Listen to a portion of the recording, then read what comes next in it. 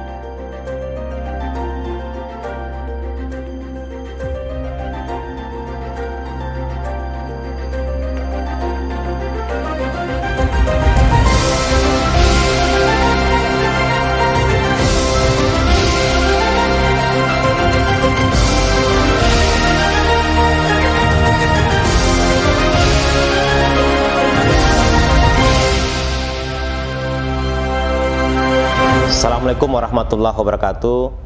Saya Ahmad Rizwan Nasution, Kepala BPS Aceh. Dalam kesempatan baik ini mengucapkan banyak terima kasih kepada seluruh keluarga dan sahabat BPS yang sudah berperan aktif dalam berkontribusi menyukseskan pendataan awal Resosek di Aceh. Dalam kesempatan ini juga saya menyampaikan pesan dari pimpinan BPS yang juga turut mengapresiasi kolaborasi dan elaborasi dari semua tim yang hebat-hebat dalam mensukseskan Resosek, di mana teman-teman hadir semua sebagai bagian dari solusi. Ucapan terima kasih khususnya kami tujukan kepada seluruh petugas mitra BPS Kabupaten Kota, mulai dari Sabang sampai Aceh Singkil yang setia sampai akhir dalam menyelesaikan tugas Resosek di pelosok dan pedalaman Aceh. Wassalamualaikum warahmatullahi wabarakatuh.